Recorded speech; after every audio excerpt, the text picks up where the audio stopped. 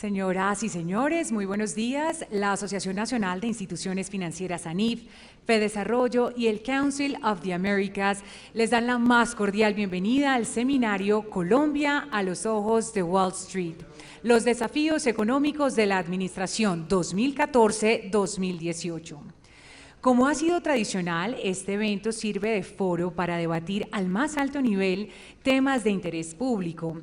En la actual coyuntura, tanto los analistas internacionales como los locales se encuentran a la expectativa de los efectos de los resultados electorales sobre la economía del país. Hoy las perspectivas de la economía colombiana lucen positivas luego de un año 2013 creciendo cerca de sus niveles potenciales. Sin embargo, el país aún presenta grandes retos en materia institucional, laboral, de infraestructura y a nivel sectorial. Reconocer estos retos y desafíos ahora que está próximo a iniciar un nuevo gobierno será fundamental para el devenir económico del país en los próximos años. Para esto será muy importante conocer la visión de los analistas internacionales para contrastarla con la de los diferentes análisis locales. Igualmente, a las 9:45 de la mañana se hará la entrega del Premio a la Investigación en Políticas Públicas Luis Carlos Sarmiento Angulo. El evento se desarrollará en la jornada de la mañana y de la tarde. Al ingresar del café se hará la entrega de los premios de la puntualidad ofrecido por LAN y el premio de la silla ganadora patrocinada por Credit Corp Capital. Nos acompañarán en el día de hoy los doctores Rangel Melzi, directora senior del Programa de Políticas Públicas y Relaciones Corporativas de la American Society Council of the Americas. Mauricio Cárdenas, ministro de Hacienda y Crédito Público. Leonardo Villar, director ejecutivo de FEDesarrollo. Víctor Traverso, representante de la CAF en Colombia. Mauro Líos, vicepresidente y oficial de crédito de Moody's Investors Service. Marcos Buscaglia, de Bank of America Merrill Lynch. Javier Díaz, presidente de Analdex.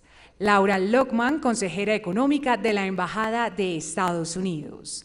Miriam García Ferrer, consejera comercial de la Embajada de la Unión Europea en Colombia.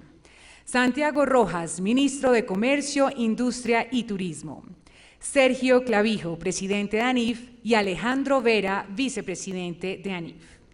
Instalan el evento los doctores Rangel Melzi, directora senior del Programa de Políticas Públicas y Relaciones Corporativas de la American Society Council of the Americas, y Mauricio Cárdenas, ministro de Hacienda y Crédito Público. Invitamos a continuación a la doctora Rangel Melzi, directora senior del Programa de Políticas Públicas y Relaciones Corporativas de la American Society Council of the Americas, a quien recibimos con un fuerte aplauso.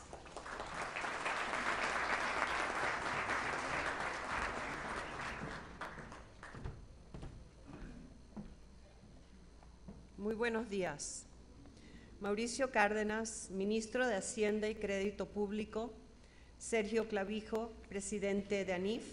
Leonardo Villar, director ejecutivo de FEDesarrollo. Víctor Traverso, representante de la CAF en Colombia. Mauro Leos, vicepresidente y Senior Credit Officer de Moody's Investors Services. Marcos Buscaglia, economista jefe para Latinoamérica de Bank of America Merrill Lynch. Javier Díaz, presidente de Analdex. Laura Lockman, consejera económica de la Embajada de Estados Unidos. Miriam García Ferrer, consejera comercial de la Embajada de la Unión Europea en Colombia. Señores y señoras del Gobierno de Colombia, miembros de la American Society Council of the Americas e invitados especiales. Quiero darles a todos una cordial bienvenida el día de hoy. También quiero darle la bienvenida a las personas que nos acompañan a través del live webcast. Me gustaría darle un agradecimiento muy especial a Elena Hidalgo y a Pilar Linares y a nuestros socios, ANIF y FEDesarrollo, con quien venimos organizando esta conferencia desde hace ya 18 años. Gracias a nuestros sponsors regionales de nuestra serie de conferencias en Latinoamérica, AES, Citi, JP Morgan, Microsoft, NEC y PepsiCo.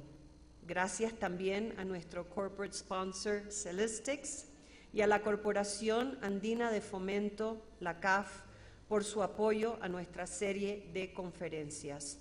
Finalmente, agradezco al Financial Times, nuestro media sponsor, y a Telefónica, nuestro webcast sponsor. Sin el apoyo de todos ustedes, estas conferencias no serían posibles. Este año estamos nuevamente transmitiendo la conferencia en vivo a través de nuestra página web www.as-coa.org, donde los invito desde ya a consultar los materiales de referencia que vamos a ver hoy a lo largo de la conferencia y, por supuesto, también estaremos activos a través de Twitter con el hashtag COLWALLST. Aparte de la atención por las elecciones presidenciales, Colombia sigue recibiendo un muy merecido interés por parte de analistas e inversionistas extranjeros. El país tuvo uno de los mejores desempeños económicos en la región en el 2013. Creció un 4,3%, tuvo una inflación de menos del 2% y una tasa de inversión cercana al 28% del Producto Interno Bruto. Como dijo el ministro Cárdenas al terminar el año pasado, Colombia es el país que más crece, más empleo genera, más atrae inversión y con la menor inflación. Además de la enorme inversión que ha recibido el sector minero energético, el crecimiento de la clase media ha generado interés por parte de empresas de todos los tamaños que le están apostando al aumento en el consumo interno. En materia internacional, Colombia se ha distinguido por iniciativas que impulsan el desarrollo nacional, tales como la Alianza del Pacífico y el Mercado Integrado Latinoamericano, el MILA. Pero a pesar de estos logros, la inversión extranjera directa cayó en 6% en el primer semestre de este año, comparado con el mismo periodo del año pasado. Y es que Colombia tiene todavía grandes retos que afrontar para mantener el buen desempeño. A pesar del progreso alcanzado, la tasa de desempleo es de casi el 10% a nivel nacional y de más del 15% en varias ciudades en el interior. Como lo hemos discutido en otras oportunidades, existe también una enorme brecha en infraestructura, especialmente en materia de transporte. No obstante, a diferencia de algunos de sus vecinos, Colombia ha venido enfrentando estos retos de manera determinada.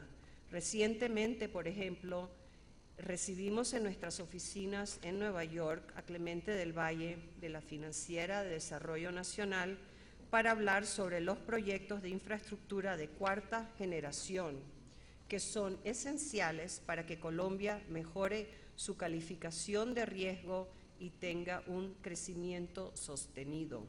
Esta coyuntura de oportunidades y desafíos y, por supuesto, la inminencia de las elecciones presidenciales hacen que las presentaciones que oiremos hoy sean aún más relevantes.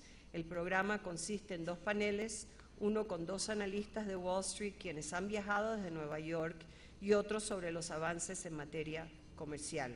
También oiremos presentaciones del ministro de Hacienda, Mauricio Cárdenas, del ministro de Comercio, Industria y Turismo, Santiago Rojas, de Leonardo Villar, director de FEDesarrollo, y de Sergio Clavijo, presidente de ANIF.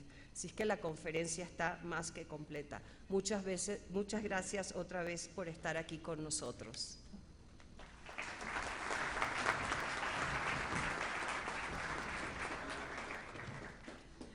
A continuación invitamos al doctor Mauricio Cárdenas, ministro de Hacienda y Crédito Público.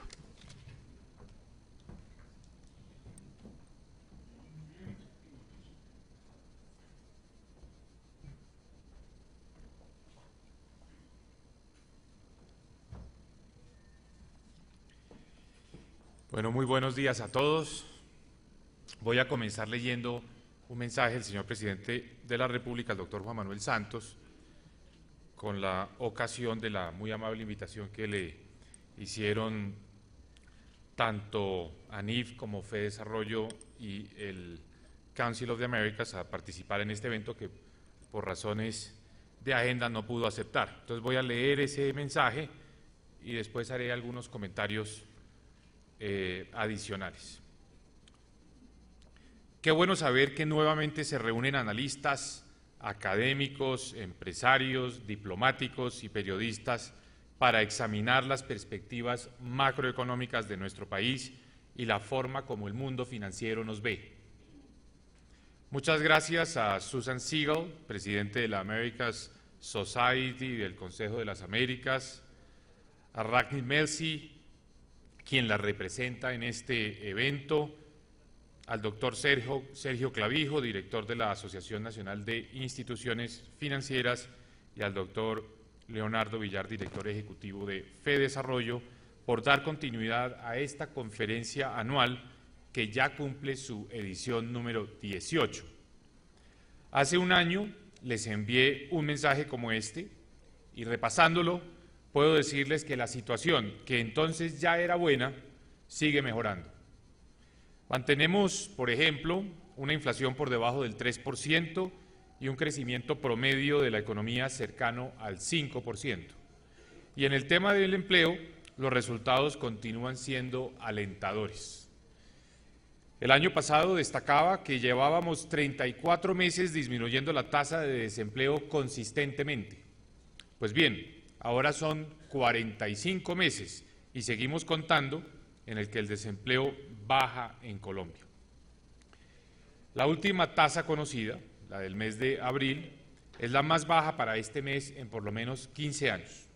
La creación de 2,5 millones de puestos de trabajo en los últimos 4 años, la mayoría de ellos formales, nos pone a la vanguardia no solo de la región, sino del mundo en creación de empleo.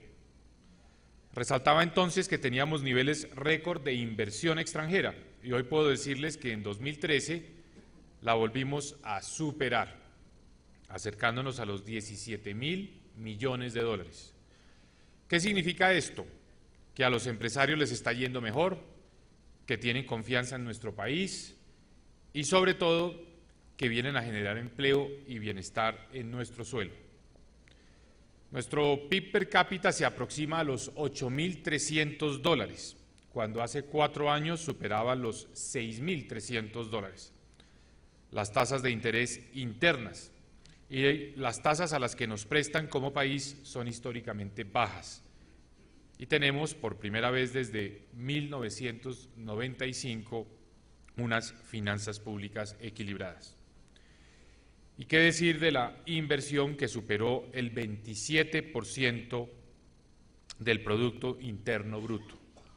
Con las importantes concesiones de infraestructura que ya comienzan a adjudicarse, nos iremos acercando cada vez más a una inversión del 30% del Producto Interno Bruto. Pero no basta crecer, lo sabemos bien, si los beneficios no llegan a la gente. Por fortuna, eso no está pasando en Colombia. En estos últimos años, por primera vez, la economía crece y la desigualdad decrece. Es decir, se trata de un crecimiento social, un crecimiento con equidad, que es el único realmente sostenible. Hace un año les contaba que desde que iniciamos el gobierno, habían salido de la pobreza 1.700.000 colombianos y que de la pobreza extrema habían salido 700.000. Hoy puedo actualizarles estas cifras y decirles con satisfacción que han superado la pobreza 2,5 millones de compatriotas y que 1.300.000 salieron de la pobreza extrema. Y esperamos seguir multiplicando el número de colombianos que avanzan hacia la prosperidad y hacia una clase media cada vez más grande y fuerte. Los analistas, los medios especializados internacionales registran este momento destacado de nuestra economía y sabemos muy bien que este es un activo que tenemos que cuidar y sostener. Nuestro compromiso con los inversionistas es seguir avanzando con reglas de juego claras y estables, con políticas serias y previsibles, acatando las reglas de la sostenibilidad fiscal como lo hemos hecho en estos 4 años. Y hay un compromiso adicional con más de 47 millones de colombianos y con el mundo entero. Seguir trabajando sin desmayo en nuestro esfuerzo por terminar un anacrónico conflicto interno que ya cumple medio siglo. Si hemos logrado lo que hemos logrado a pesar del conflicto armado, imagínense ustedes cuánto más podrá hacer Colombia, cuánto más podremos crecer, cuánto más podremos aportar a las soluciones de los problemas globales si consolidamos la paz. A todos, muchas gracias por creer en Colombia y su futuro, con resultados reales, con voluntad seria de trabajo, con fe en nuestra democracia y en nuestras instituciones, con vocación de paz. Les quiero asegurar que nuestro país es y seguirá siendo digno de su confianza. Muchas gracias. Juan Manuel Santos Calderón.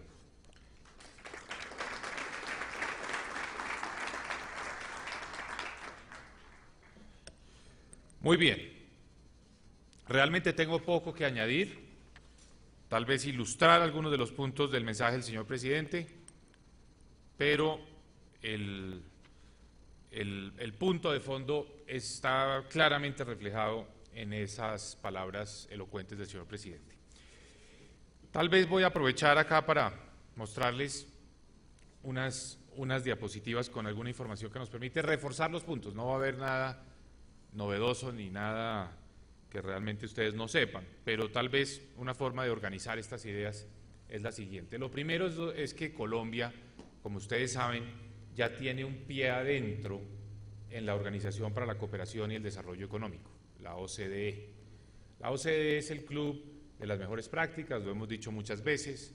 La OCDE está estructurado como organización en 23 comités. En cada comité se tiene que pasar un examen. Son comités de temas muy diversos. Por ejemplo, uno de los comités tiene que ver con la efectividad de la administración de impuestos. Otro comité tiene que ver con las reglas de juego para la inversión. Y en fin, hay comités para la educación, hay comité para la salud, hay comités que son incluso muy detallados. Por ejemplo, un comité analiza cómo manejan los países los químicos que representan algún tipo de amenaza para la población, cómo se hacen los desechos con esos químicos. Ese es el nivel de detalle de ese club de buenas prácticas. Nosotros ya hemos avanzado en ese proceso. Tuvimos la oportunidad de estar por primera vez sentados en la mesa principal, con igualdad de condiciones que los demás miembros de la organización, en la asamblea anual que hace esta organización en el mes de mayo, y allí vimos cómo estar en este club es algo muy valioso, porque realmente es un grupo de países que tiene mucho que aportar y del cual tenemos mucho que aprender. Si nosotros ya fuéramos parte de esta organización, que lo vamos a hacer muy pronto, hoy seríamos el país de la OCDE con el mayor crecimiento. Colombia sería el número 1 en crecimiento en la OCDE. O sea, de este grupo de países avanzados estaríamos a la cabeza.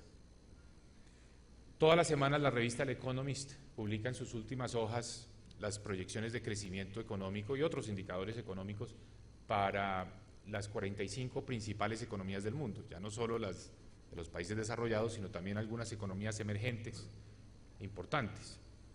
Nosotros estamos en ese grupo de las 45 economías más importantes del mundo. En la lista, en el ranking que ellos hacen en proyecciones de crecimiento, el número 1 es la China para este año, el número 2 es la India, tercero Indonesia, cuarto Malasia y quinto Colombia. Somos el país número 5 en proyección de crecimiento en la economía mundial para este año.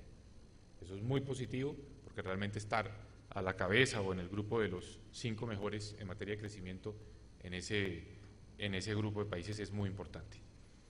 ¿Esto qué quiere decir? Que Colombia ha logrado algo que no es fácil. Ha logrado mantener un buen ritmo de crecimiento en un momento en el que la economía mundial se está desacelerando.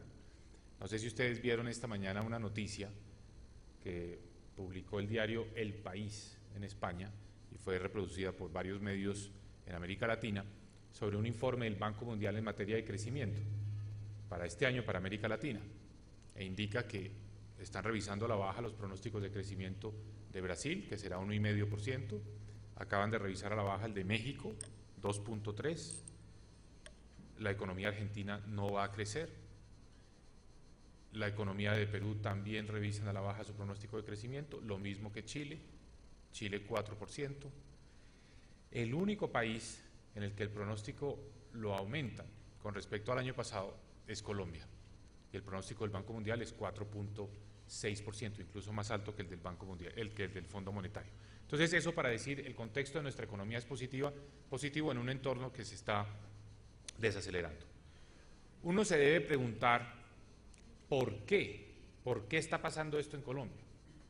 Porque la respuesta a esa pregunta es muy importante para identificar cuáles son esos fundamentales en los que Colombia tiene que perseverar, que han hecho la diferencia y que han permitido que el país siga creciendo cuando el resto de América Latina se está desacelerando.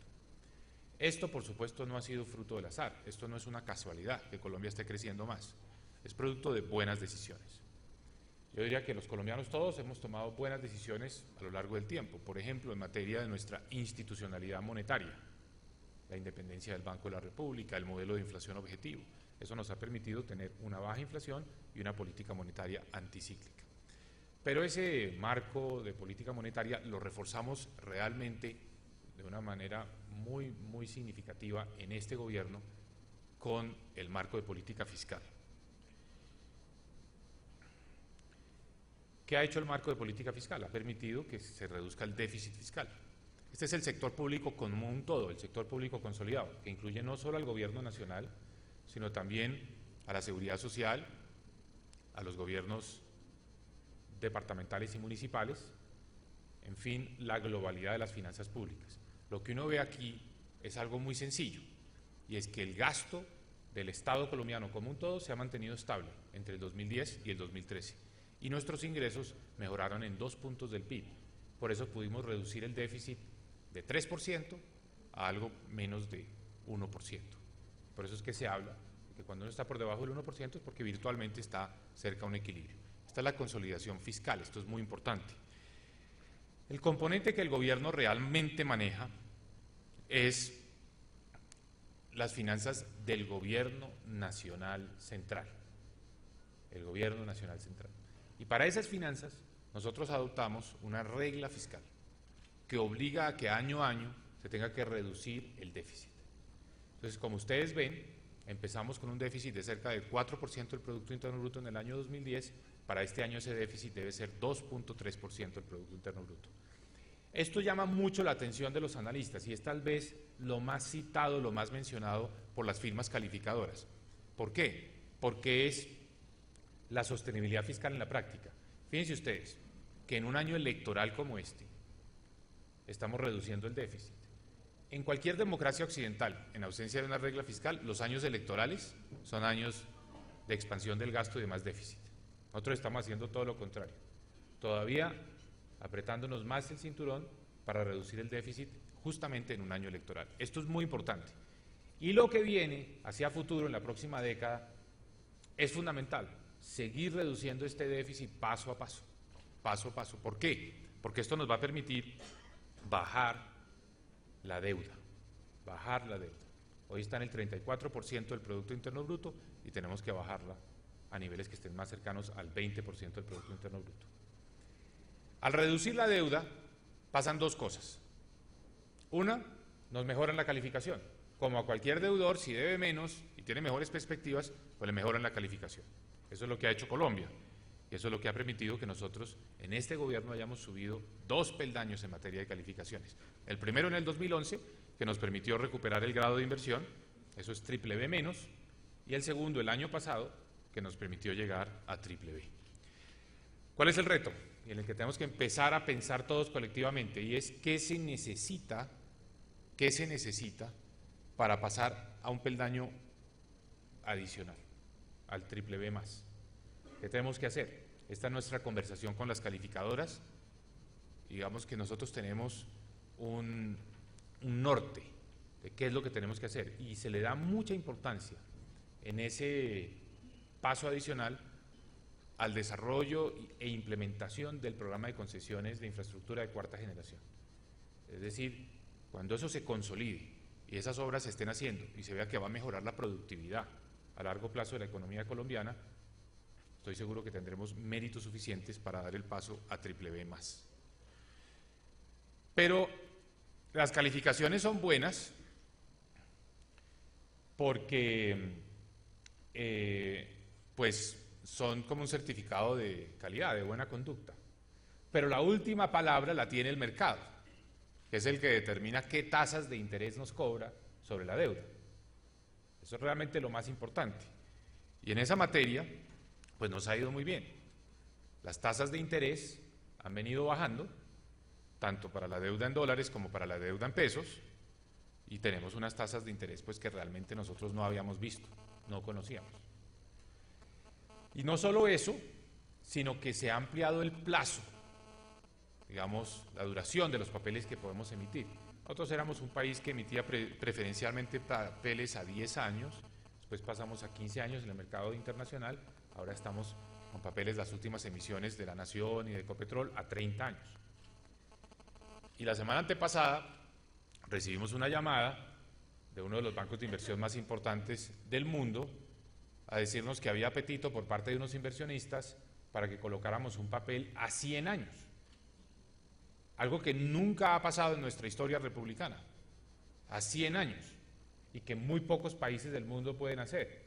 Naturalmente, la primera pregunta que yo hice fue, ¿y a qué tasa? Porque si no la van a prestar a 100 años, pero le va a costar una tasa de interés del 10%, pues no le interesa. La tasa que nos ofrecieron fue de 5.7%. Hoy nuestra deuda a 30 años está al 5%. Estos serían 70 puntos básicos más por esa prima por colocar a 100 años. ¿Una oferta tentadora o no? O sea, es una oferta tentadora, porque pues uno tiene que despreocuparse de pagar ese capital, el principal, por 100 años. No hay que pagar principal durante 100 años. Dentro de 100 años hay un bullet y se paga el 100%. O sea, los hijos de los hijos de los hijos. Entonces lo analizamos, pero llegamos a la conclusión de que la verdad no había razón para hacerlo, porque nuestro plan financiero pues ya no requería más emisiones este año.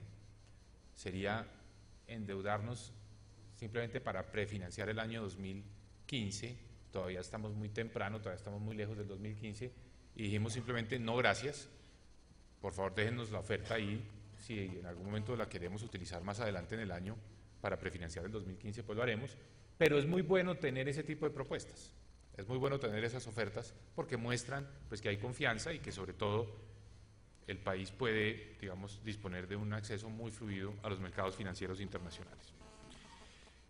Conclusión, el endeudamiento público ha, digamos, mejorado en plazos y en tasas considerablemente. Gracias a la mejor calificación, gracias a la mayor solidez y sostenibilidad fiscal. Pero para el colombiano de a pie, pues es muy importante poder traducir esto en algo que beneficia su calidad de vida. Y tal vez una forma muy sencilla de entender la conexión con el colombiano de pie es a través de las tasas del crédito hipotecario. Como ustedes saben, este es un crédito a 15 años. El referente que utilizan los bancos para fijar la tasa de los créditos hipotecarios es la tasa de los TES a 10 años. Entonces, si baja la tasa de los TES, también baja la tasa del crédito hipotecario. Y fíjense ustedes cómo en los últimos 12 meses se ha producido una reducción muy significativa de las tasas promedio, tanto de la BIS como de la no BIS, que en el caso de la vivienda media, vivienda entre 80 y 200 millones de pesos, tuvieron un impulso adicional con el PIPE, porque el gobierno dio un subsidio de 2,5 puntos porcentuales. Y aquí quisiera llamar la atención de mis colegas Sergio y Leonardo, porque una de las cosas que nosotros estamos tratando de hacer y que sería muy interesante que la comunidad académica nos ayudara es evaluar el impacto de las diferentes políticas públicas, de las diferentes intervenciones. Esta del PIPE tiene unas características muy particulares. Nosotros subsidiamos la tasa de interés, 2,5 puntos. Cuando fuimos a otorgar este subsidio nos reunimos con los banqueros.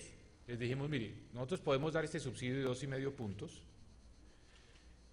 pero hagan también ustedes un esfuerzo en bajar la tasa. O sea, el gobierno pone y los bancos también ponen. Y por eso es que la tasa llegó al 7%. Venía del 12%. Bajamos 5 puntos, 2,5 por cuenta de los bancos, 2,5 por cuenta del gobierno. Esos 5 puntos de tasa hacen una enorme diferencia desde el punto de vista de la cuota mensual. Para una deuda de 100 millones puede hacer una diferencia de 500.000 pesos al mes. Es muy importante para una familia. Pero lo interesante de esta política es que cuánto le costó al fisco ese subsidio. Nosotros somos un país muy responsable. Un país, digamos, que se tome esto de los subsidios a la tasa más a la ligera, dice, bueno, yo voy pagando el subsidio a la tasa año a año en la medida en que se van causando esos intereses. Y dejo que cada año el presupuesto pues vaya atendiendo ese subsidio de tasa. ¿No es cierto? Nosotros no hicimos eso. Nosotros hacemos el cálculo de cuánto vale el subsidio de tasa durante los 7 años en el que lo vamos a otorgar. Los bancos, por cierto, se comprometen con los 8 años restantes. Entonces nosotros hacemos el cálculo de cuánto valen esos 7 años. Y la totalidad de ese pago, de ese subsidio, lo llevamos a una cuenta al Banco de la República, que es el FRECH. Para este subsidio de 2,5 puntos, aportamos recursos, el costo fue de 400.000 millones de pesos. 400.000 millones de pesos, que lo pusimos en el Banco de la República para pagar ese subsidio. Con esos 400.000 millones de pesos se hicieron 28.000 o se compraron 28.000 viviendas. 28.000 viviendas, cuyo valor es de 4 billones de pesos. O sea, con 400.000 millones de pesos apalancamos viviendas por 4 billones de pesos. Quiere decir que tuvimos un multiplicador de 10, solamente en ese impacto directo. Otra cosa es ya lo que esas viviendas generan en PIB, porque la construcción de esas viviendas pues requiere insumos, requiere mano de obra, etcétera, entonces estimula mucho la economía. Entonces fue una medida muy acertada para reanimar la economía en un momento que se estaba desacelerando a comienzos del año pasado.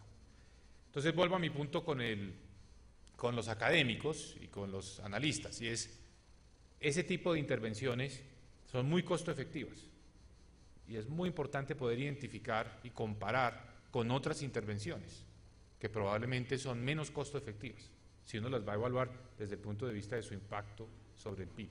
Pero esta, yo la verdad creo que hay muy pocas que se comparen en términos de su impacto de subsidio a la tasa de interés. Muy bien. ¿Qué ha significado todo esto?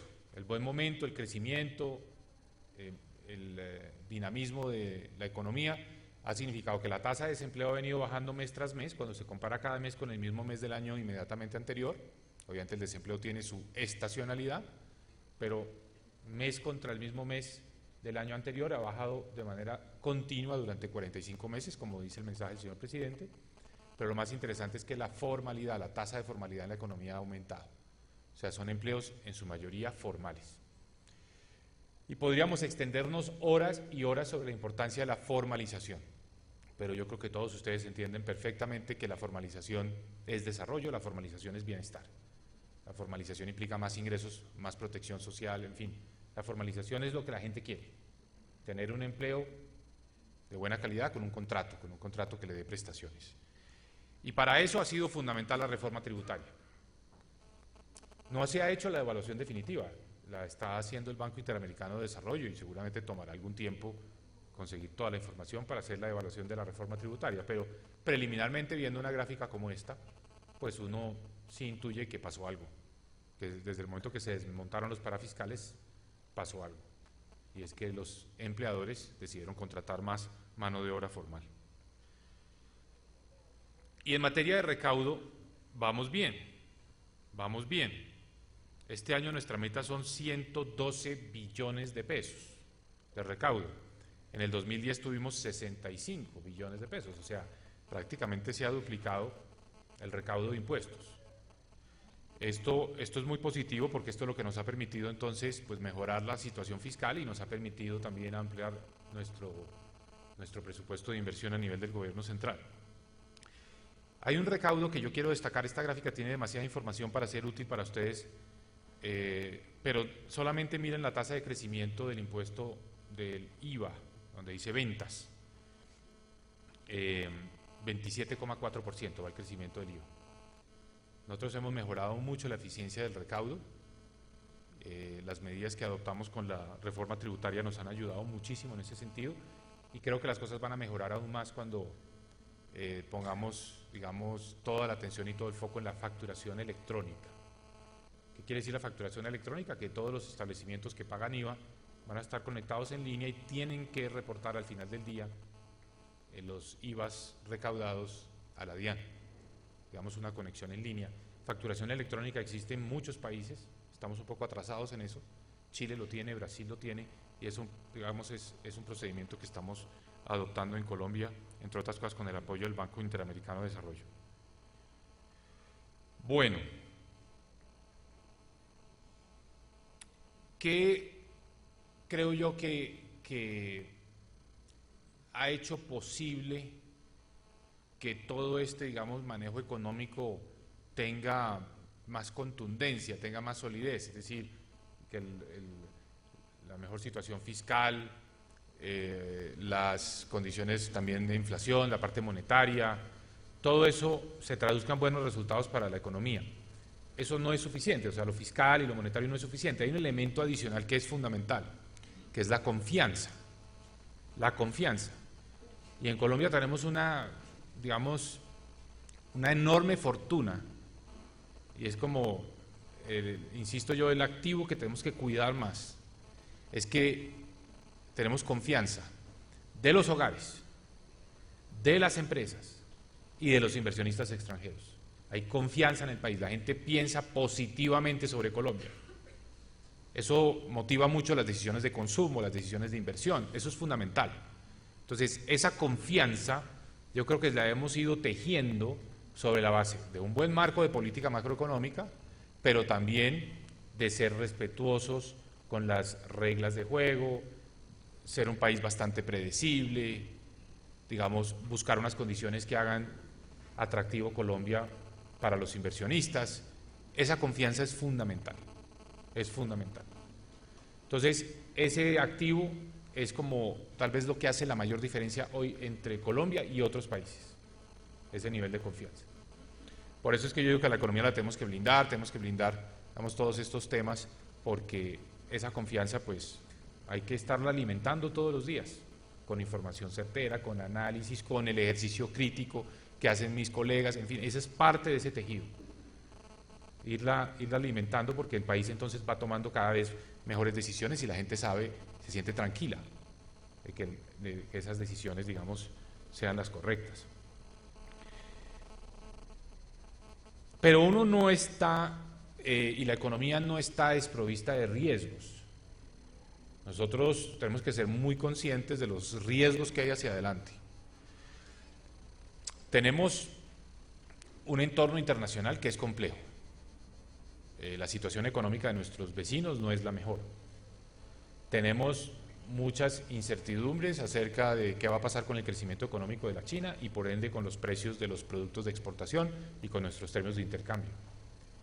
Y sabemos que más temprano que tarde los Estados Unidos van a empezar a subir la tasa de interés y va a haber menos liquidez. Nosotros tenemos que pensar anticipadamente sobre esos riesgos y tenemos que, en cierto sentido, tratar de blindar nuestra economía frente a esos riesgos. ¿Qué es lo que podemos hacer? Pues tenemos que fortalecer nuestro mercado interno, tenemos que fortalecer nuestras fuentes de demanda internas. Los datos de exportaciones del mes de abril, digamos que son unos datos que le advierten a uno que el entorno internacional no es un entorno controlado.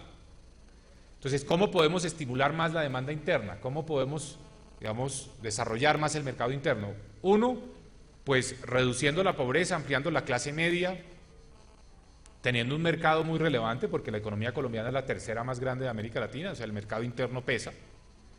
Eso es fundamental. El gobierno no va a estar en condiciones de contrarrestar una desaceleración de la demanda externa con más gasto público, porque ya vimos, tenemos una regla fiscal. Entonces nosotros no tenemos la posibilidad de hacer más déficit. Entonces eso nos deja realmente como la única opción, además de mantener dinámico el consumo interno, consumo privado, la inversión privada, nacional y extranjera. Eso es lo más importante. Ese va a ser el antídoto frente a estas amenazas y estos riesgos externos. Y por eso la importancia del programa de concesiones de infraestructura de cuarta generación. Es como la mayor apuesta en materia de inversión privada. Con una promesa fiscal futura, consistente con los escenarios fiscales de sostenibilidad, pero con una inversión por adelantado que hace el sector privado, que para poderla hacer necesita financiamiento. Y como es un financiamiento que tiene riesgos, pues por eso decidimos crear un nuevo banco de desarrollo para asumir una parte de esos riesgos, que es la Financiera de Desarrollo Nacional, que toma el primer riesgo, el primer peldaño con los créditos subordinados.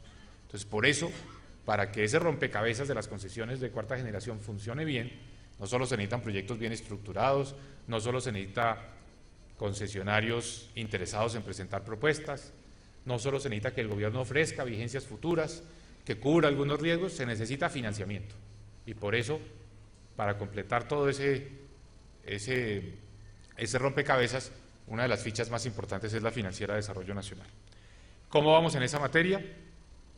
Pues tenemos 11 proyectos en esta primera tanda, 3 que son los que están en negrilla ya adjudicados.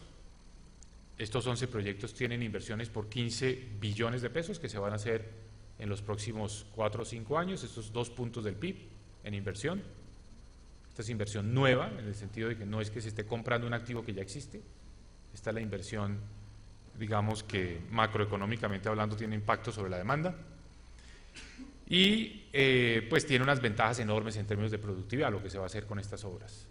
Pero eso será, digamos, algo que cosecharemos cuando se concluyan. En los primeros años va a ser el estímulo sobre la demanda y estos 2 puntos del PIB van a ser muy importantes. Y el proyecto, digamos que el programa va muy bien en términos de los proyectos que están en licitación y los proyectos que están adjudicados. Yo lo digo mucho por Twitter, esto ya no es aspiracional, esto ya no es un sueño, toda la vida hemos oído, el país tiene que dar un gran salto en infraestructura, ya lo está dando. Estas licitaciones están abiertas y 3 de ellas se han adjudicado. Muy bien, y ya para terminar, un poco de futurología. Estamos con un producto per cápita de $8.300. Hace 4 años estábamos en 6.300.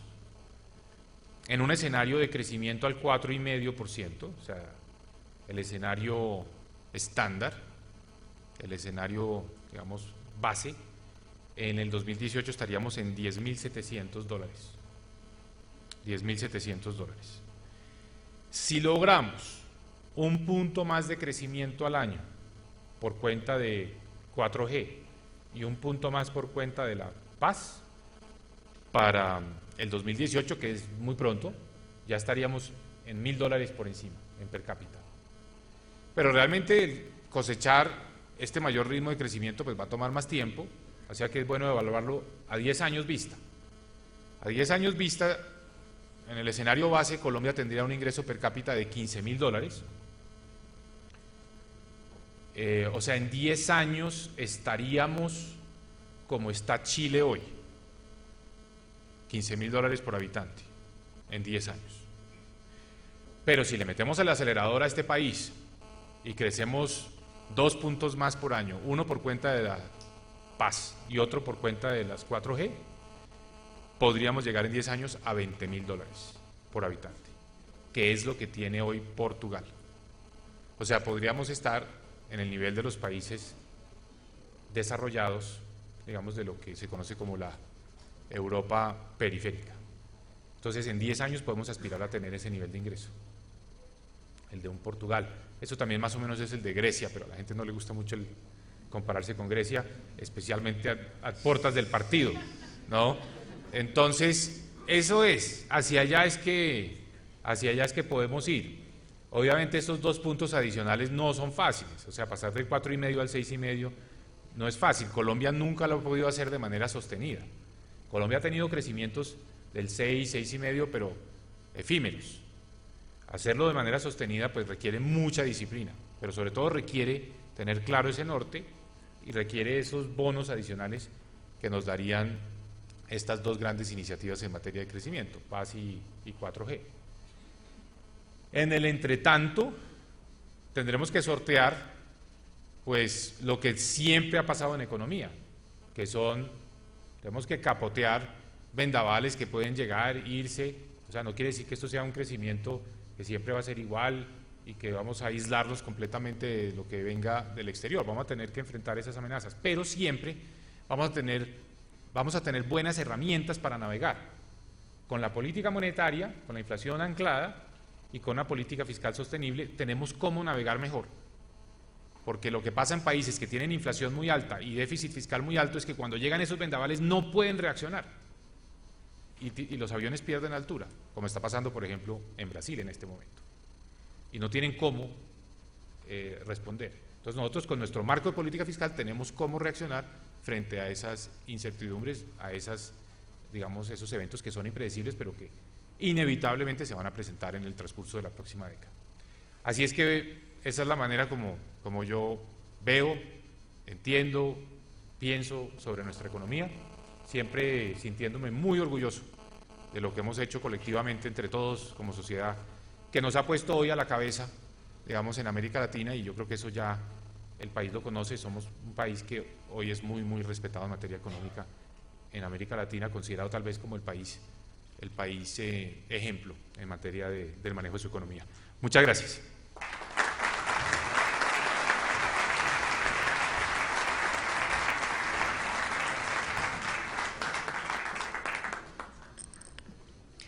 Perspectivas de Colombia ante los cambios en la economía internacional es el tema del doctor Leonardo Villar, director ejecutivo de FEDesarrollo.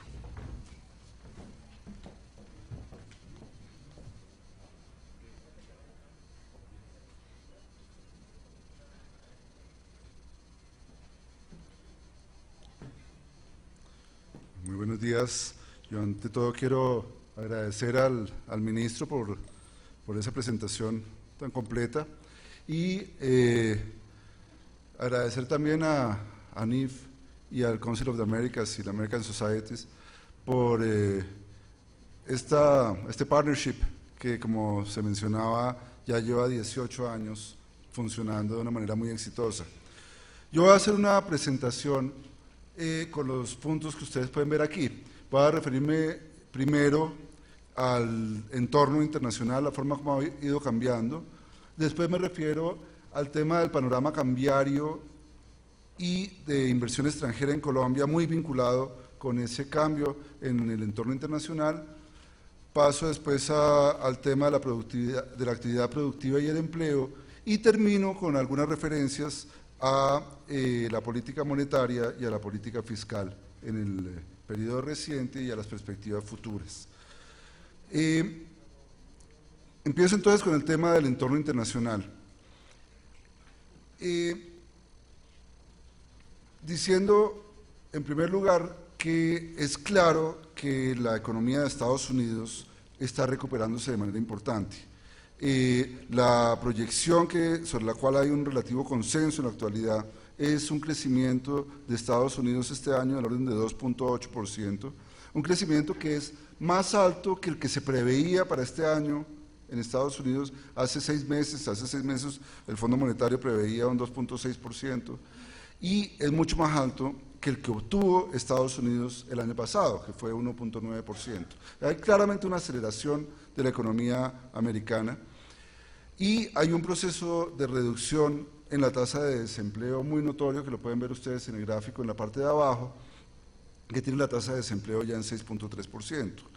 Sin embargo, también es cierto que hay elementos que hacen un poco ambiguo, por decirlo así, este proceso, en el sentido de que la economía de Estados Unidos en el primer trimestre se contrajo, algo que suena muy paradójico cuando uno tiene una perspectiva de aceleración del crecimiento.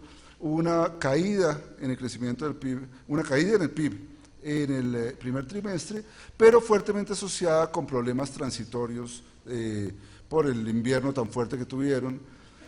Y por otro lado, el proceso de caída en la tasa de desempleo es algo que no ha generado una satisfacción plena, por decirlo así, porque en parte ha surgido de una caída en la tasa de participación, se ha dado en un contexto en el que aumentan los trabajos de tiempo parcial, los salarios en Estados Unidos no han respondido al alza como se esperaba, y en ese sentido el panorama, si bien es claramente de recuperación, de alguna manera es una recuperación menos sólida, menos fuerte de lo que se estaba esperando en algunos aspectos, y eso hace que el proceso del tapering, el proceso de reducción de los estímulos monetarios, probablemente vaya un poco más lento de lo que también se estaba esperando.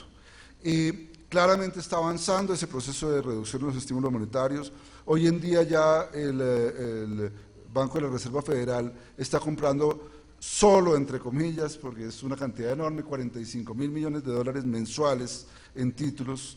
Es un monto enorme, pero él hace 4 meses o 5 meses compraba 85.000 millones de dólares mensuales. Entonces hay un proceso de reducción importante, pero la perspectiva de aumento en las tasas de interés, que muchos hace 6 o 7 meses ubicaban a finales de este año, hoy hay un virtual consenso en que se va a diferir y posiblemente no inicie sino hacia mediados del año entrante.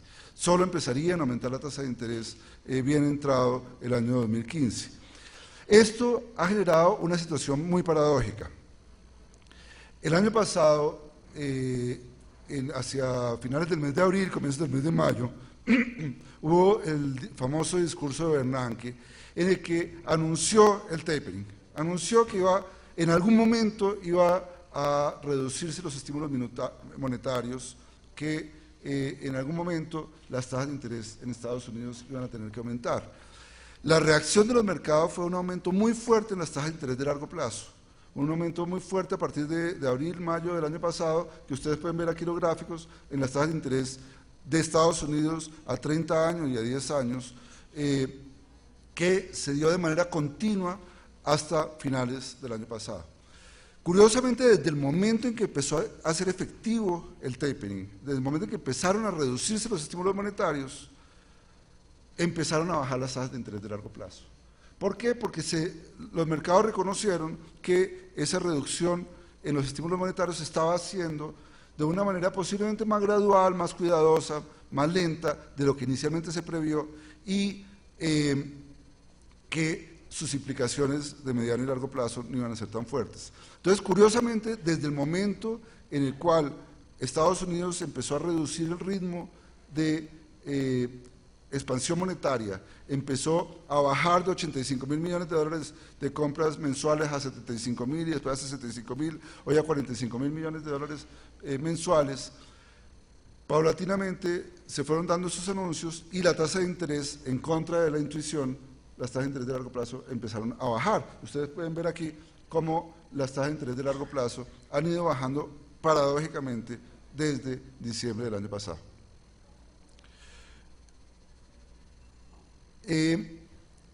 Por el lado de Europa, Europa mantiene unas tasas de desempleo enormes, la situación sigue siendo dramática en ese sentido, pero claramente Europa ha empezado a crecer.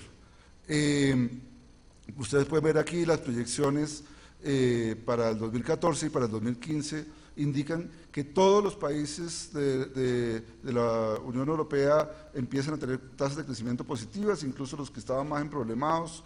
En promedio vamos a pasar de caídas absolutas de 0.7% en 2012 y de 0.4% en 2013 a un crecimiento superior al 1% en este año.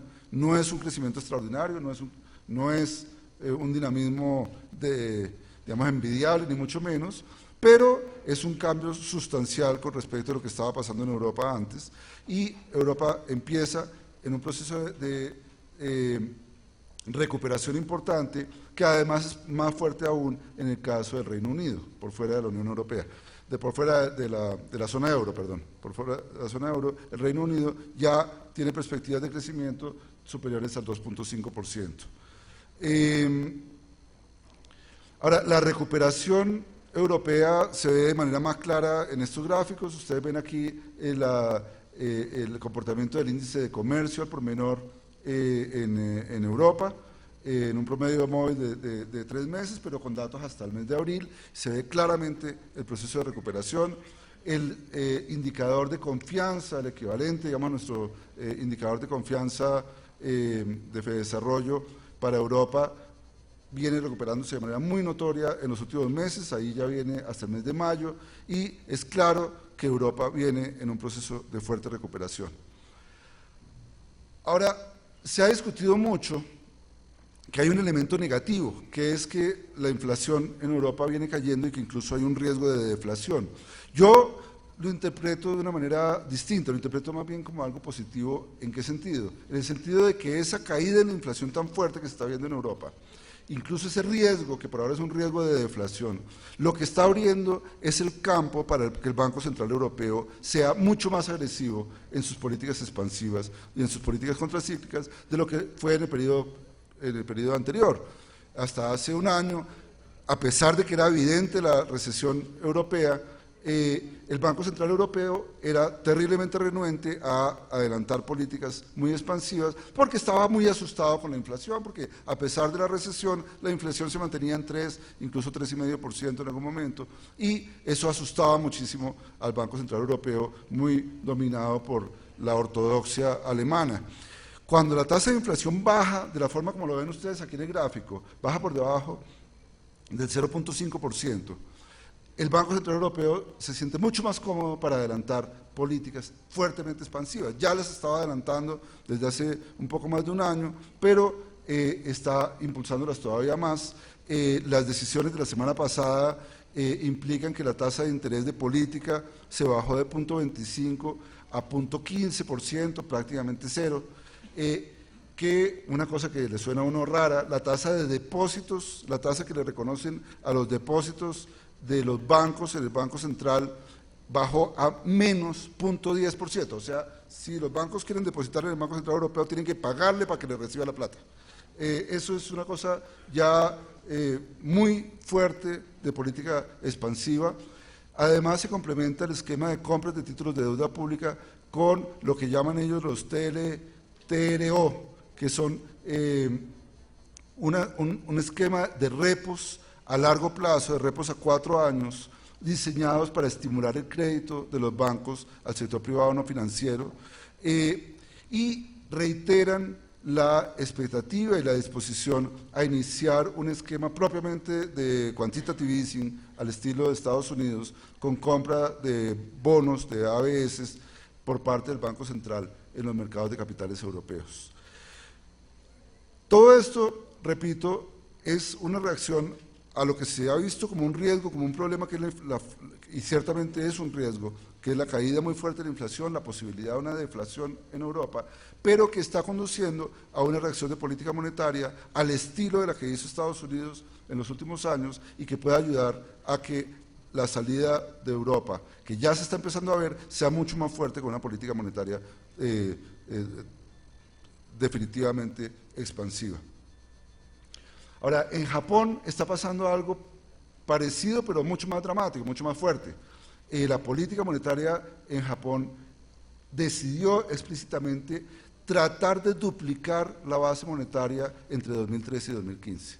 Eso es una decisión expresa para un país que no había podido salir de la deflación en 20 años y que la está cumpliendo.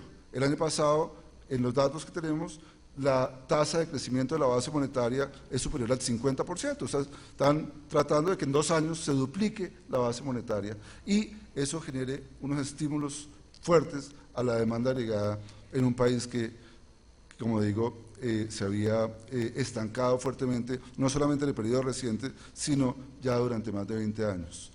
Y los resultados se están viendo.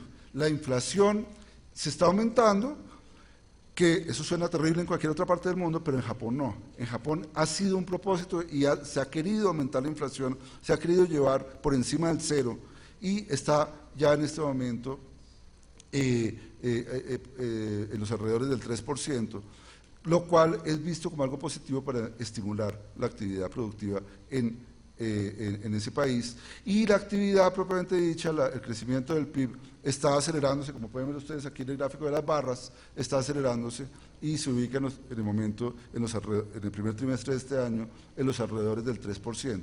Entonces, la política muy agresiva monetaria en Japón está también estimulando una recuperación de ese país y se une con todo lo demás que he mencionado para generar un ambiente de recuperación de los países desarrollados. Ahora, ¿qué pasa en las economías emergentes? De alguna manera, el riesgo país que se percibe en las economías emergentes, el ENVI, los spreads que hay que pagar o que hay que pagar por parte de estas economías para que los inversionistas compren títulos de países emergentes, se había subido muy fuertemente después del famoso discurso de Bernanke al que ya hice referencia.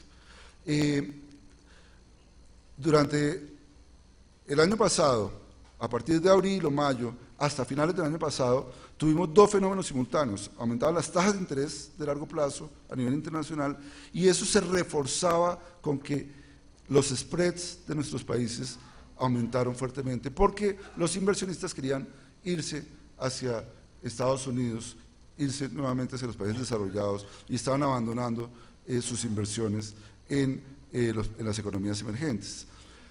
A partir especialmente de febrero de este año, esa situación está cambiando de manera bastante radical.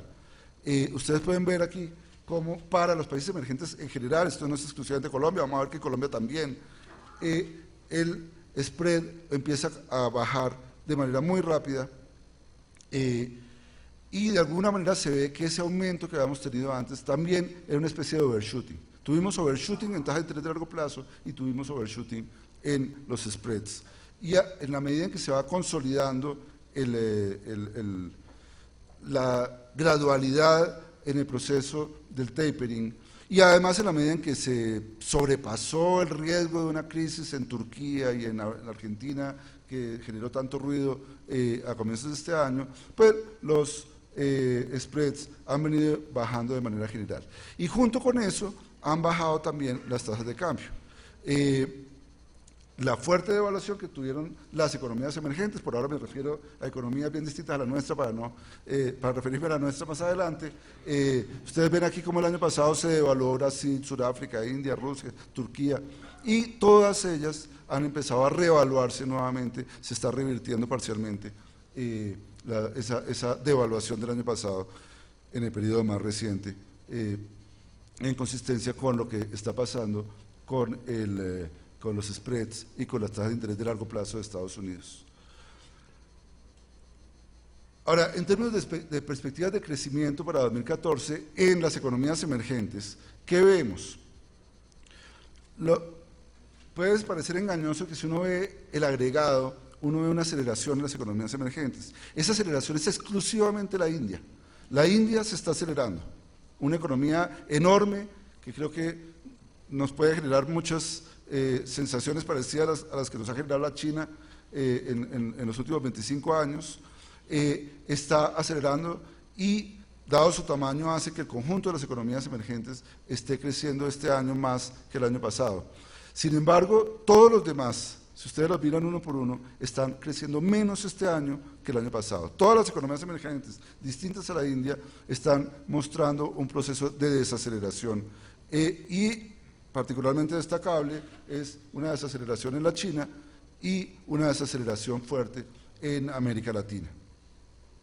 Ahora, en el caso de América Latina, la desaceleración es bastante generalizada y, como lo mencionó el ministro, la única excepción es Colombia. Colombia es el único país que está mostrando aceleración entre 2013 y 2014.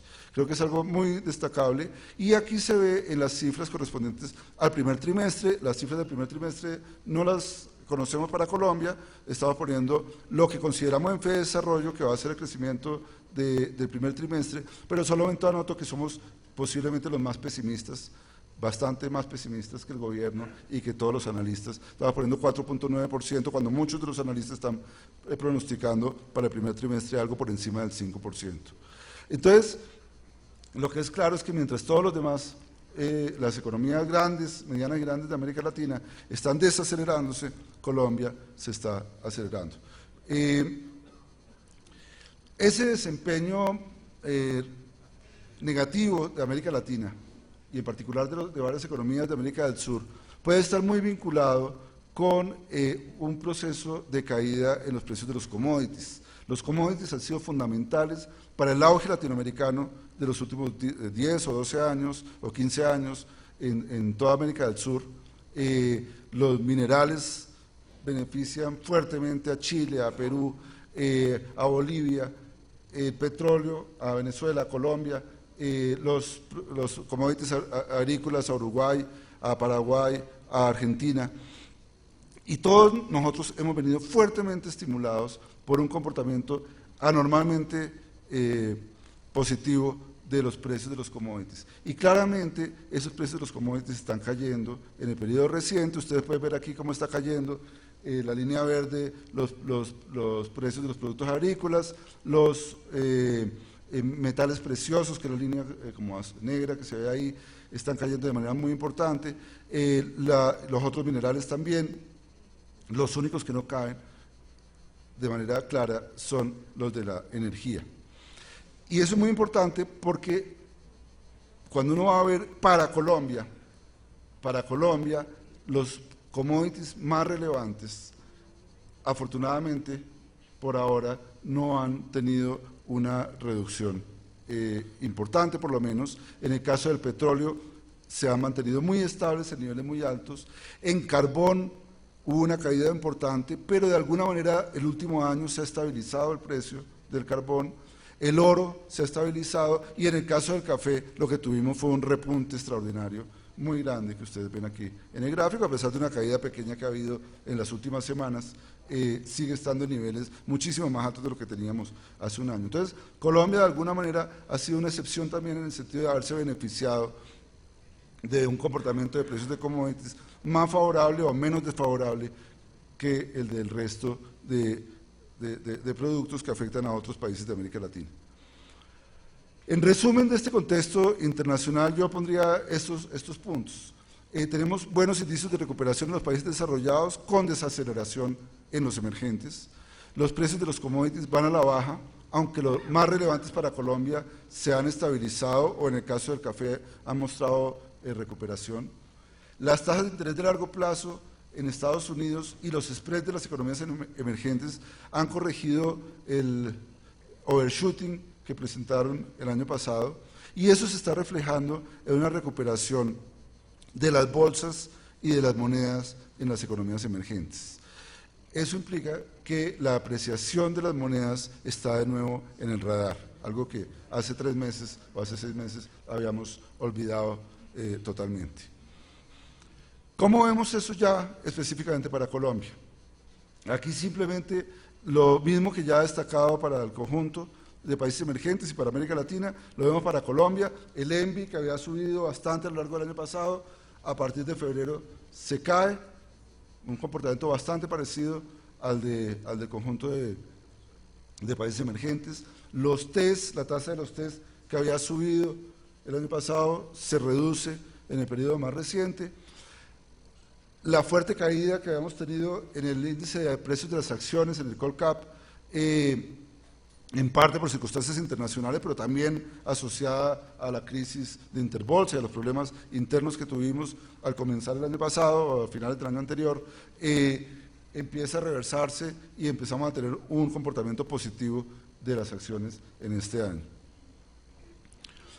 Y por supuesto la tasa de cambio, que había tenido una depreciación muy fuerte durante el año pasado y en particular al puro comienzo de este año, una depreciación que llevó la tasa de cambio a 2.050 pesos, ha tenido una reversión importante y hoy esa tasa de cambio se ubica por debajo de los 1.900 pesos por dólar, a pesar de que el Banco de la República, como pueden ver ustedes en las barritas azules, el Banco de la República ha aumentado fuertemente, ha duplicado su intervención en el último mes. Y eso realmente ha sido poco eficaz y es bastante costoso fiscalmente a través del Banco de la República, por las pérdidas que le genera y que después debe reponerle el presupuesto nacional. Lo cierto es que la tasa de cambio se ha reevaluado y nuevamente, como decía de manera general, este se pone como un tema crítico para el futuro. La apreciación del peso y posiblemente varios de estos efectos que he mencionado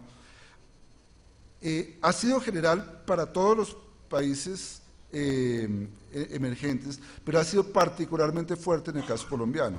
Ustedes pueden ver aquí cómo, al comparar con otras economías, en la última columna de este cuadro, lo que se ve es la apreciación, pues el cambio en la tasa de cambio, la variación en la tasa de cambio, desde finales de febrero, desde el 1 de marzo, hasta el momento actual. Y lo que se ve es que la apreciación, en el caso colombiano, del 7.6%, es la más fuerte de todos los países. La reversión es muy grande, eso no significa que todavía no estemos depreciados con respecto a lo que estábamos a comienzos del año pasado. Frente a enero del año pasado todavía estamos un 7.6% por encima en la tasa de cambio. En ese momento teníamos la tasa de cambio por debajo de 1800, pero la apreciación reciente ha sido particularmente fuerte. ¿Por qué? ¿Cuáles son las razones para que la apreciación del peso colombiano haya, en el periodo muy reciente, desde febrero, haya sido más fuerte que en otras economías emergentes? Yo diría, y aquí acogiendo buena parte de lo que planteó el ministro, la mayor credibilidad de la economía colombiana, una de las pocas economías que muestra aceleración reciente en su actividad productiva, es una de las causas por las cuales la revaluación es más fuerte en el periodo reciente. A eso se unen colocaciones exitosas como la que hizo el gobierno, colocaciones exitosas de bonos, como la que hizo el gobierno a 30 años en el mes de enero por $2.000 millones, y otra que hizo Ecopetrol muy recientemente y que genera además una preocupación grande de lo que va a implicar que la empresa que más divisas genera y que más oferta de dólares genera en la economía, aparte de todos los dólares que trae por sus exportaciones, esté endeudándose en moneda extranjera y eventualmente trayendo dólares que puedan reforzar esta caída de la tasa de cambio. Pero además hay un proceso importante, este proceso de revaluación está también asociado a lo que está pasando con la inversión extranjera de portafolio. En términos de la inversión extranjera de portafolio, este cuadrito que tienen ustedes en la parte izquierda del gráfico resume lo que ha pasado. La inversión extranjera de portafolio tradicionalmente fue muy pequeña en Colombia. Digamos, entre el 2007 y 2010, el promedio mensual, y lo pongo mensual para poder hacer las comparaciones con lo que está pasando recientemente, el promedio mensual de inversión extranjera era del orden de $50 millones. 50 millones de dólares, que significaba que en el año eran $600 millones, básicamente. Pero 50 millones de dólares mensuales. En 2011 eso se volvió 4 veces más, 220 millones de dólares.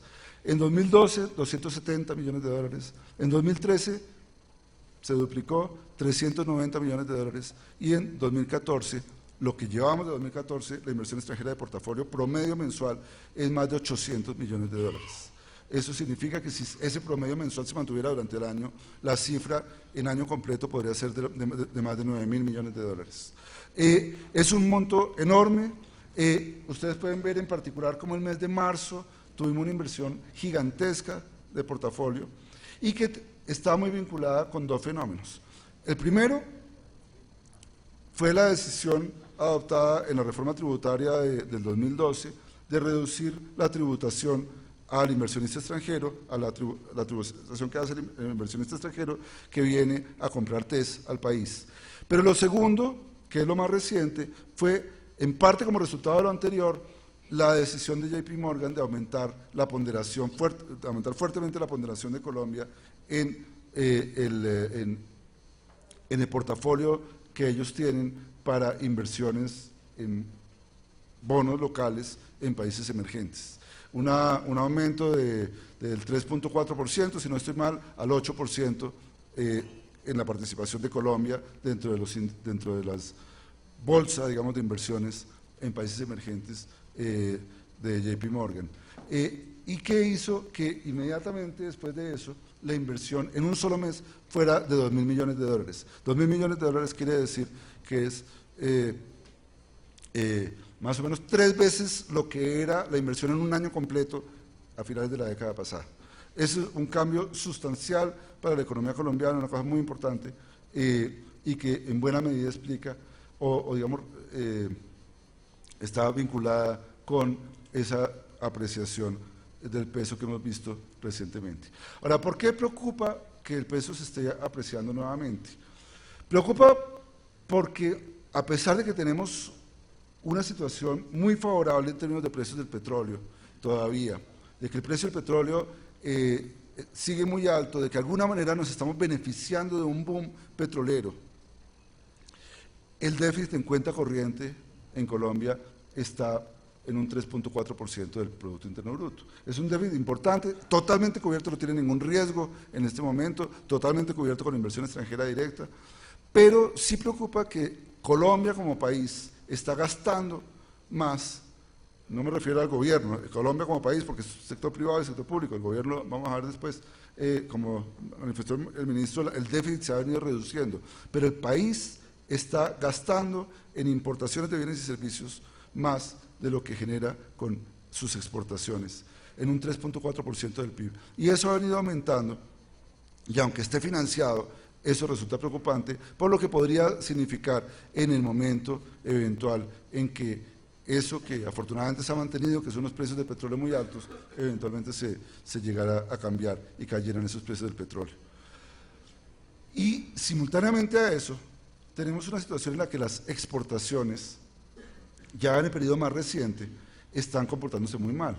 Las exportaciones totales están estancadas, básicamente, a pesar de lo del petróleo, pero el petróleo se mantiene muy alto, pero está estancado. Las ventas, el carbón ha caído un poco, pero lo más complicado es lo que ven ustedes aquí en la línea azul.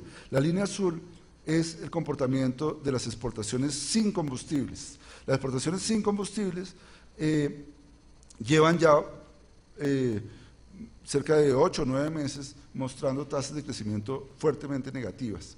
Estos son promedios móviles para evitar el problema de las comparaciones muy puntuales en un mes, en particular cuando uno compara el mes de abril, puede tener el problema de que ya este año, abril tuvo Semana Santa y el año pasado no, entonces la comparación puede ser un poco injusta cuando uno ve el dato tan negativo, pero aquí se ve en promedios móviles de 3 meses para evitar esa dificultad, y lo que se ve es que las exportaciones en ese trimestre móvil, las exportaciones sin combustibles cayeron más de 12%, y que además esa situación se viene presentando básicamente de manera continua desde mediados del año pasado. Entonces, aquí hay un tema de preocupación que se refuerza en un contexto en que la tasa de cambio se está apreciando y que por lo tanto los estímulos a recuperar estas exportaciones no tradicionales pues no son buenos.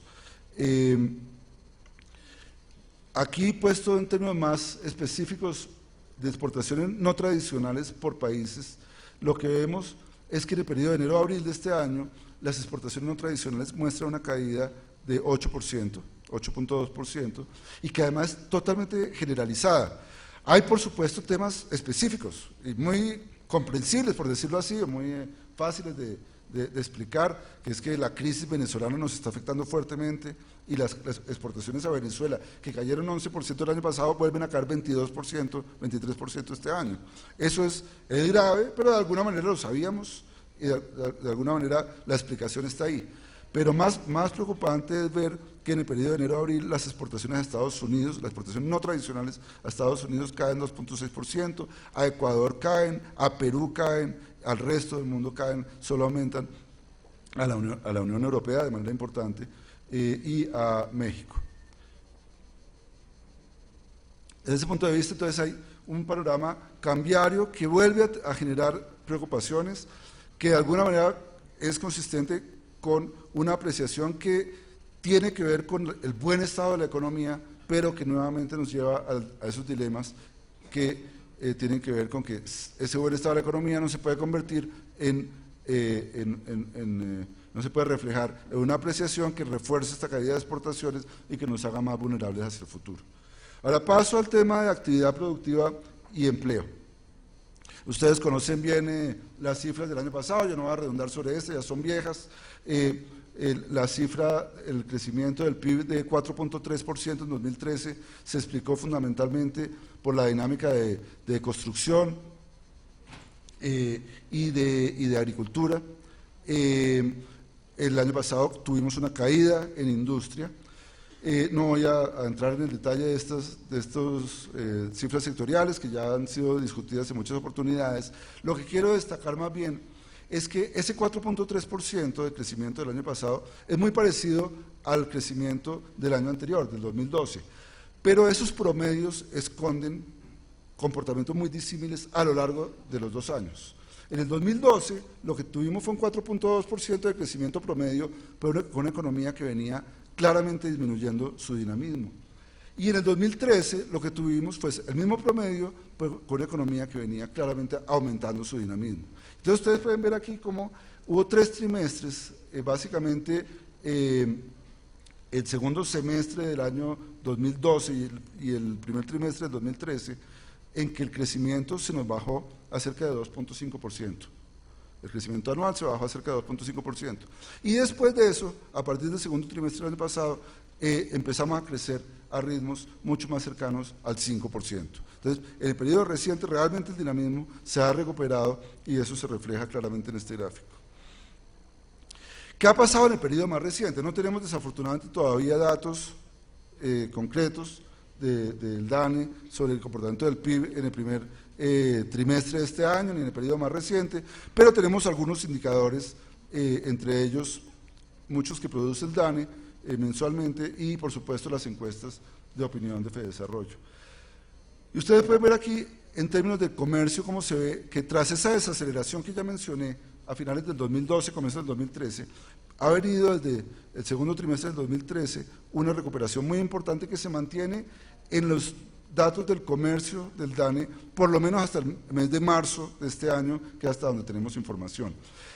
En la encuesta de opinión de los comerciantes que hacemos en Fedesarrollo, tenemos información ya para el mes de abril y se ve como el promedio móvil de 3 meses se mantiene en una tendencia muy ascendente en el sector de comercio. En comercio estamos muy bien, eso se ratifica además en que las importaciones que habían venido estancándose empezaron a repuntar en los datos más recientes de los cuales disponemos.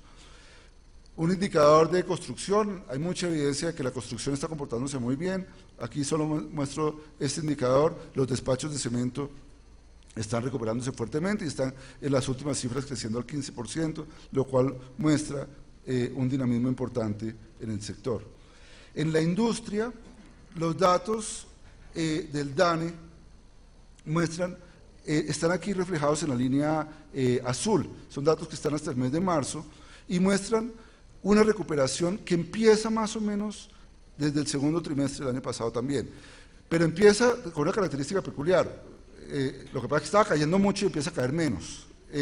Simplemente la caída tan fuerte empieza a ser menor la caída, pero muestra una tendencia de recuperación en cualquier caso, y desde finales del año pasado y en particular y más fuertemente desde comienzos de este año empieza ya a mostrar tasas de crecimiento positivas. Ahí hay que tener cuidado con el dato del mes de marzo, que fue muy positivo. Aquí está en promedio móviles de 3 meses, pero de todas maneras hay una dificultad porque nuevamente el dato del mes de marzo, incluso el trimestre, está sesgado porque tuvimos el año pasado Semana Santa y este año no, en el primer trimestre.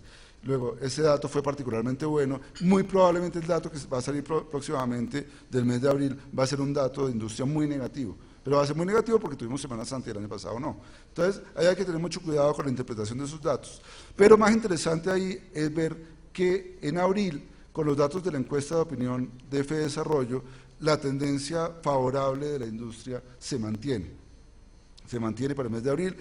No es un comportamiento para nada espectacular, es apenas positivo, pero es mucho mejor que lo que tuvimos los 2 años anteriores y claramente hay un proceso de recuperación industrial. Ahora, en el caso de la encuesta del consumidor, hay algo que es bien llamativo y que quiero tratar de explicar. Realmente la recuperación no se ha reflejado de manera clara en el índice de confianza de los consumidores. El índice de confianza de los consumidores, si se mira en perspectiva, está en un nivel alto y se mantiene en un nivel relativamente alto, pero no se ve la recuperación del periodo reciente. Ahora, El índice de confianza del consumidor tiene dos componentes. Uno es expectativas y otro es lo que llamamos las condiciones económicas actuales de los consumidores. Las expectativas, ustedes ven, el índice de confianza es la línea azul y es un promedio de los otros dos. Las condiciones económicas actuales muestran una tendencia al alza en el último año, pero las expectativas han venido bajando. Por alguna razón extraña, las expectativas, no sé si mencionar las elecciones o qué, pero por alguna razón las expectativas no han mejorado en el periodo reciente, más bien han venido deteriorándose, a pesar de que la situación actual percibida por los propios encuestados está mejorando.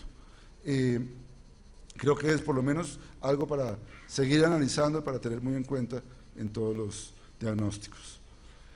Ahora, en este contexto, ¿cuál es nuestra proyección? Seguimos con una proyección que es un poco inferior a la que tiene el gobierno, pero es un crecimiento del 4.3% para este año, un crecimiento que de todas maneras es muy positivo, sería nuevamente parecido al del año pasado y al del antepasado, pero en un contexto de recuperación, con un crecimiento positivo de la industria por primera vez en 3 años y con un estímulo particularmente fuerte del lado de la construcción.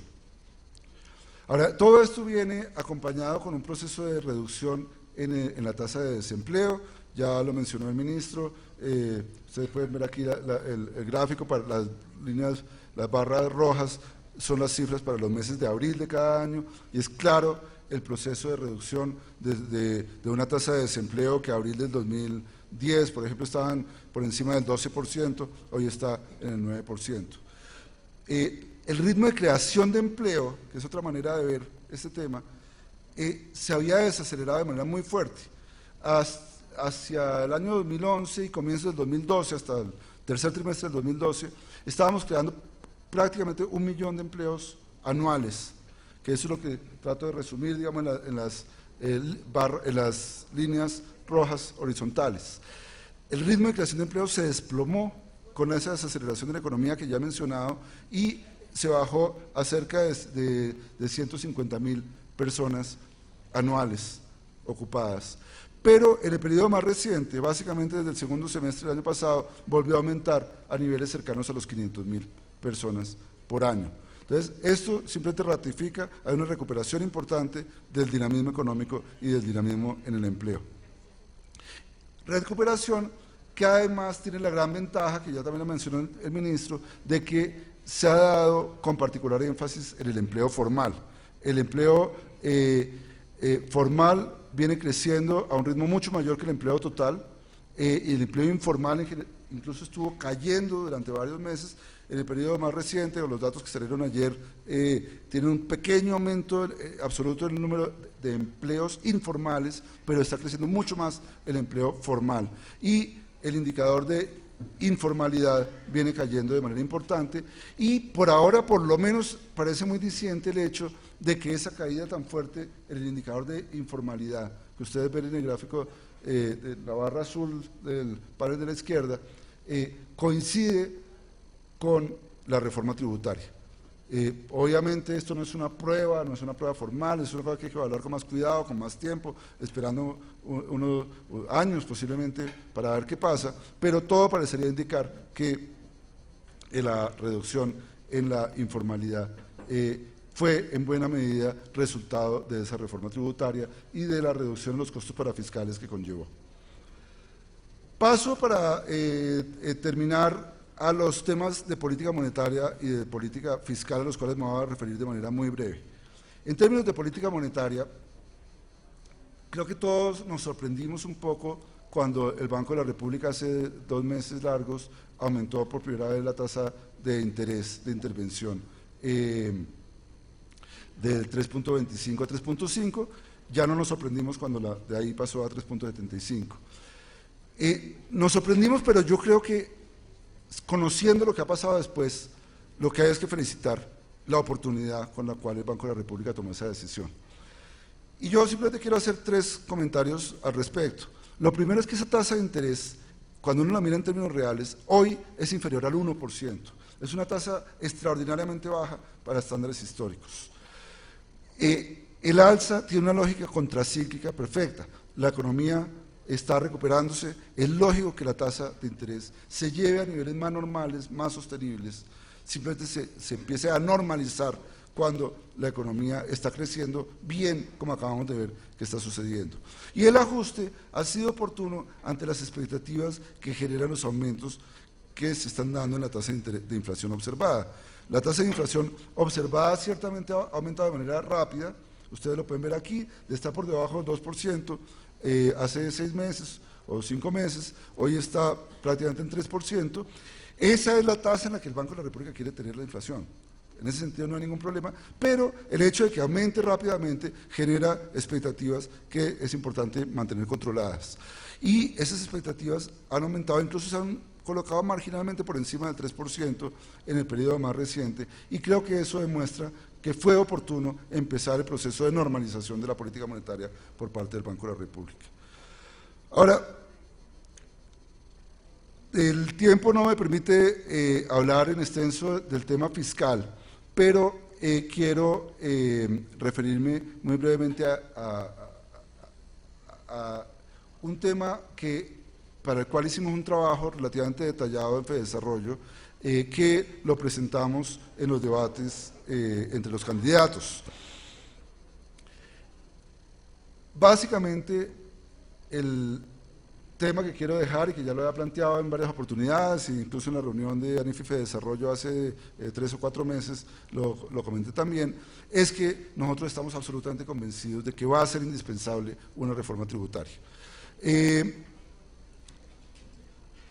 Lo primero que hay que destacar al respecto es que afortunadamente, esto no es ninguna crítica, simplemente es un hecho, y además es un hecho afortunado, Colombia tiene hoy una regla fiscal, que es fuerte, que implica un compromiso con la disciplina muy riguroso, y que, como ya lo mencionó el ministro, este gráfico ya lo ha mostrado él, implica que este año tenemos que tener un déficit de 2.3% del PIB, pero que tenemos que bajar ese déficit gradualmente, de manera sistemática, año tras año, para llegar en el año 2018 a un déficit de 1.9% y en el año 2022 a un déficit de 1%. Creo que esto es uno de los grandes avances que se hicieron. Simplemente destaco, eso fue una propuesta que se inició a finales del gobierno de Uribe y que consolidó y ratificó el gobierno de Santos. Esto está por fuera de la discusión Santos o Zuluaga, ambos estuvieron de acuerdo, ambos lo aprobaron, ambos han dicho que es indispensable y es algo con lo cual la comunidad internacional, los inversionistas externos, el Banco de la República, todos están absolutamente de acuerdo. Entonces, tenemos unos compromisos fiscales importantes, hay que bajar el déficit y eso tiene sus costos. Para bajar el déficit, o uno baja los gastos o aumenta los impuestos. Y las perspectivas no son fáciles en ese frente. Primero porque hay menores fuentes de ingreso. Las reglas actuales implican que a finales de este año se acaba el impuesto al patrimonio y empieza a desmontarse de manera muy rápida el impuesto del 4 por mil. Además, hay unas vulnerabilidades, ya les mencionó el ministro también, importantes en términos de precios del petróleo. Afortunadamente, por ahora, es el único commodity cuyos precios no han bajado, pero ya incluso los analistas internacionales empiezan a proyectar precios del petróleo hacia futuro mucho menores de lo que proyectaban hace 10 o 12 meses. Ya hoy las proyecciones a mediano plazo de los analistas están $10 por debajo de lo que estaban hace un año. Y el crédito externo, las tasas de interés que afectan los gastos del gobierno se van a aumentar y posiblemente impliquen un aumento en los pagos de intereses en el futuro mayores que los que están contemplados en el marco fiscal de mediano plazo. Por otra parte, uno podría decir, pues, si se van a caer los ingresos, pues bajamos el gasto.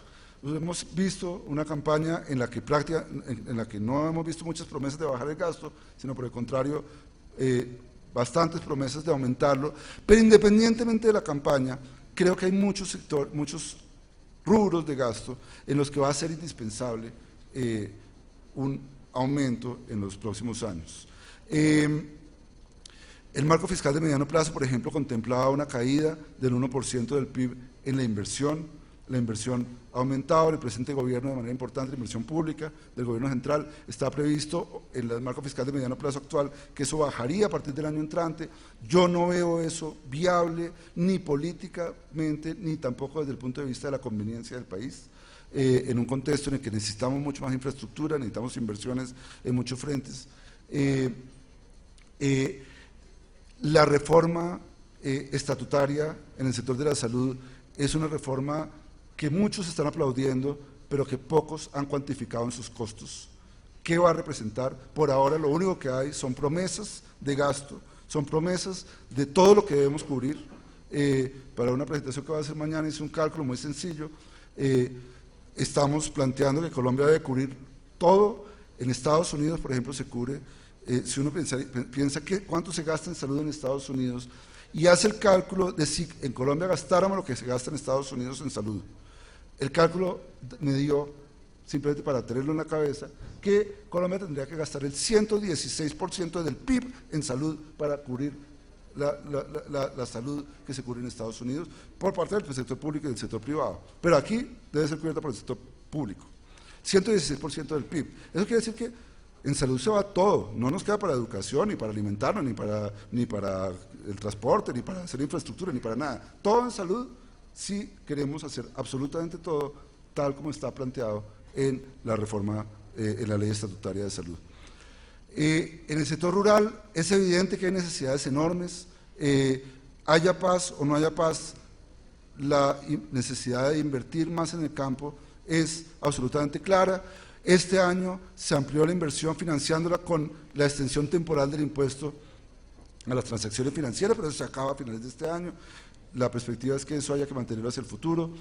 Hay necesidades enormes en las cuales han coincidido los candidatos en materia de calidad de la educación, en materia de ampliación de la atención a la primera infancia, en materia de pensiones, en particular de pensiones no contributivas que cubran las necesidades de todo ese sector que no está cubierto por el sistema pensional actual, todas esas personas que no pueden cotizar o que no han cotizado porque están en la informalidad y que de alguna manera hay que empezar a atenderlas en su vejez.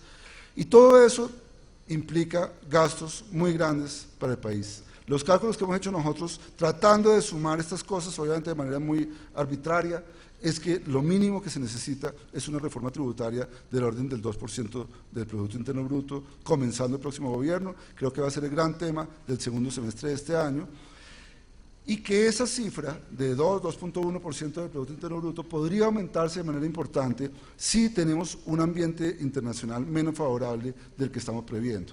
Si todo se da bien a nivel internacional, si los precios internacionales del petróleo se mantienen bien, si la tasa de interés no aumenta demasiado, etcétera, la tasa de interés internacional, si la economía mundial sigue creciendo como se quiere y no hay una desaceleración fuerte de China, ese 2.1% sería lo requerido. Si hay un ambiente internacional menos favorable, y no estoy pensando en una crisis, estoy pensando simplemente que China se desacelere un poco más, que la tasa de interés internacional aumente un poco más de lo que está previsto en el marco fiscal de mediano plazo, que el precio del petróleo dentro de 3 o 4 años no esté en 100, sino en $85 el barril. En ese caso necesitaríamos cerca de 0.8 puntos del PIB adicionales y necesitaríamos, por lo tanto, un aumento de los ingresos tributarios que sería del orden del 3% del PIB, lo cual haría que la reforma tributaria que necesitaríamos sería la más grande de la historia de Colombia. Eso creo que es algo que hay que tenerlo muy en cuenta. Va a ser el tema de discusión, estoy seguro, en el segundo semestre. Obviamente no es un tema apropiado de discusión en el momento de las elecciones, pero creo que lo va a hacer en el segundo semestre de este año y va a ser muy importante para el futuro. Con esto termino, muchísimas gracias.